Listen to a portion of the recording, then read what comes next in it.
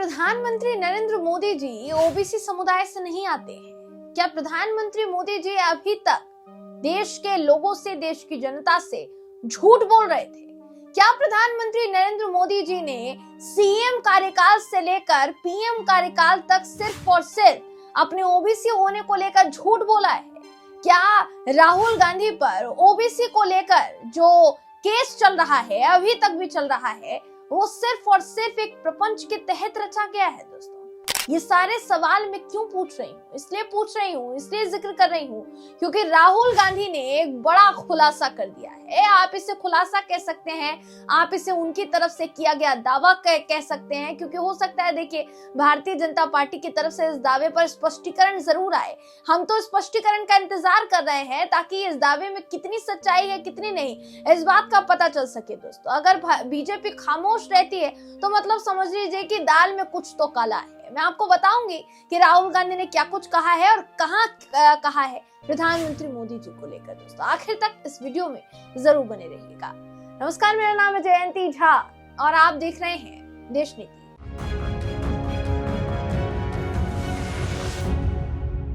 देश नीति, केवल सच्ची और पक्की खबरें। दोस्तों देखिए, अभी तक अगर देखा जाए तो प्रधानमंत्री मोदी जी को लेकर उनकी पार्टी के नेता, उनकी पार्टी के समर्थक अक्सर ये कहते आए हैं कि देश में विपक्षी नेताओं में खासकर राहुल गांधी ओबीसी समुदाय की संख्या पर सवाल उठाते आए हैं, लेकिन उनको ये नहीं पता, उनको ये नहीं मालूम कि देश का प्रधानमंत्री ओबीसी समुदाय से आता है। जेपी नड्डा जी ने एक बार कहा था, आपको याद होगा, कि क्योंकि ओबीसी समुदाय से इस देश के प्रधानमंत्री हैं, इसलिए कांग्रेस से सहन नहीं हो रहा है। यानी उन्होंने प्रधानमंत्री मोदी जी की तरफ निशाना साधा था। फिर थोड़े समय पहले, ज्यादा समय हुआ नहीं है इस बात को, प्रधानमंत्री मोदी जी ने संसद में खड़े होकर सबके सामने कहा कि विपक्ष के कुछ नेता, खासकर उनका जो इशारा था वो राहुल गांधी की तरफ था, जैसा कहा जा रहा है।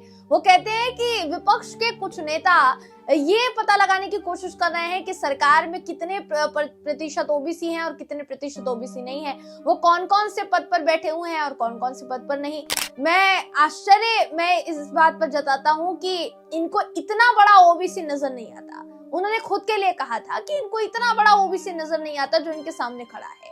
अब प्रधानमंत्री मोदी जी के लिए हालांकि उस वक्त में कहा गया कि वो तो जाति देखते ही नहीं है। उनका कहना था कि भाई गरीब जाति है, महिलाएं जाति हैं, युवा जाति हैं, किसान जाति हैं, मैं इन चारों को जाति मानता हूँ, मैं जाति मानता ही नहीं। तो ऐसे में सवाल ये उठता है कि ओबीसी को लेकर अब तक प्रधानमंत्री मोदी जी जो कहते आए, जो दावा करते आए, उसमें कितनी सच्चाई है और कितनी नहीं। राहुल गांधी ने इसको लेकर क्या दावा किया दोस्तों, बिना देर के आपकी स्क्रीन पर इस वक्त मैं आपको दिखा रही हूँ वीडियो, माफ कीजिएगा, खबर दिखा रही हूँ, जिसका कहना है कि पीएम मोदी ओबीसी नहीं है, जनरल कास्ट में पैदा हुए हैं। ये दावा किया है प्रधानमंत्री मोदी जी को लेकर राहुल गांधी ने। दोस्तों, क्या कुछ कहा है आगे आपको वो भी बता देते हैं।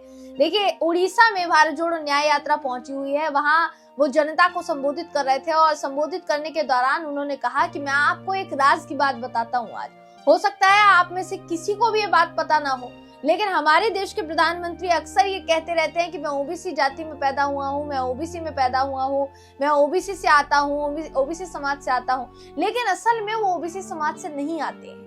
ये राहुल गांधी ने कहा। राहुल गांधी कहते हैं कि प्रधानमंत्री नरेंद्र मोदी ओबीसी जाति में नहीं पैदा हुए थे, वो तो जनरल कास्ट में पैदा हुए थे, लेकिन बीजेपी लोगों को ये बोलकर बेवकूफ बनाती है कि प्रधानमंत्री ओबीसी जाति में पैदा हुए थे। अब इसका तर्क क्या दिया राहुल गांधी ने, इस बात को समझिए। वो कहते हैं कि वो कहते हैं कि लोगों को बेवकूफ बनाया जा रहा है। मोदी जी ओबीसी में पैदा नहीं हुए थे, वो तेली समाज से आते हैं। बीजेपी ने साल 2000 में उनकी जाति को ओबीसी बनाया था। यानी मोदी ओबीसी पैदा नहीं हुए, वो जनरल कास्ट में पैदा हुए थे। ये दुनिया से झूठ बोल रहे हैं कि वो ओबीसी में पैदा हुए थे। ये इतना बड़ा बयान आया है राहुल गांधी की तरफ से। राहुल गांधी यही नहीं रुके, उन्होंने आगे और तंज कसे हैं दोस्तों, ना सिर्फ प्रधानमंत्री मोदी जी पर बल्कि बीजेपी पर भी।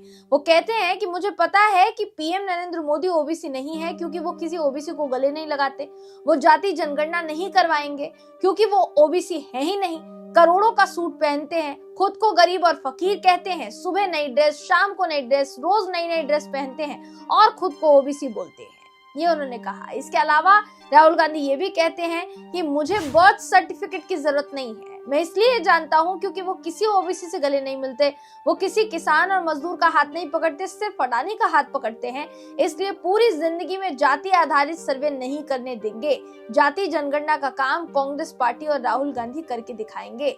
ये जो सवाल उठाया है दोस्तों, इन्होंने ऐसा नहीं है कि सिर्फ और सिर्फ उड़ीसा में उठाया है, तेलंगाना में यही बात ये पहले कह चुके हैं। तेलंगाना में जब राहुल गांधी की भारत जोड़ो न्याय यात्रा, माफ कीजिएगा, राहुल गांधी ने विधानसभा चुनाव से पहले जब वादा किया था, तो उन्होंने उस वादे में कहा था कि अगर उनकी पार्टी राज्य में सत्ता में आएगी तो तेलंगाना में जाति जनगणना जरूर करवाई जाएगी। राहुल गांधी ने राज्य में कांग्रेस की चल रही विजय भेरी यात्रा के दौरान भूपापल्ली से पेद्यापल्ली के रास्ते में नुक्कड़ सभाओं को संबोधित किया था। राहुल गांधी ने यह भी कहा था कि देश में सबसे बड़ा मुद्दा जाति जनगणना का है। इसे एक्सरे बताते हुए उन्होंने कहा था कि ये दलितों, आदिवासियों और ओबीसी की स्थिति पर प्रकाश डालेगा। तो कुल मिलाकर अगर कहा जाए जातिगत जनगणना की बात, राहुल गांधी इस पर जोर देते आए हैं। कुछ समय पहले ही उन्होंने संसद में मुद्दा उठाया था कि देश के सरकार में बड़े बड़े रैंक पर ओबीसी कितने हैं, सरकार ये बताने से कतराती है क्योंकि संख्या इतनी कम है कि जिसकी कोई पूछ नहीं।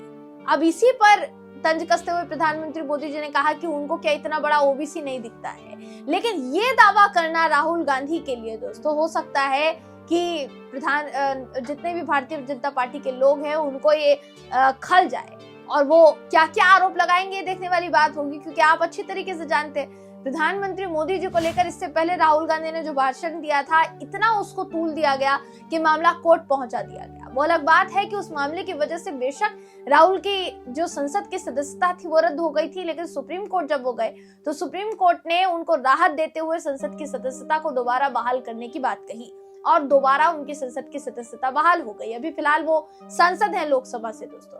तो उनका ये सवाल उठाना कि प्रधानमंत्री मोदी जी ओबीसी नहीं है और इसको लेकर जो वो तर्क दे रहे हैं दोस्तों, उस तर्क में आपको कितनी सच्चाई नजर आती है और कितनी नहीं, यह हम आप पर छोड़ते हैं। आप क्या सोचते हैं इस पूरी खबर के बारे में? अपनी राय कमेंट करके हमें जरूर बताइएगा। अगर आपको ये वीडियो पसंद आया हो तो वीडियो को लाइक कीजिए, शेयर कीजिए, चैनल को सब्सक्राइब करना बिल्कुल भी ना भूलें। फिर मुलाकात होगी आपसे अगली वीडियो में, तब तक के लिए नमस्कार।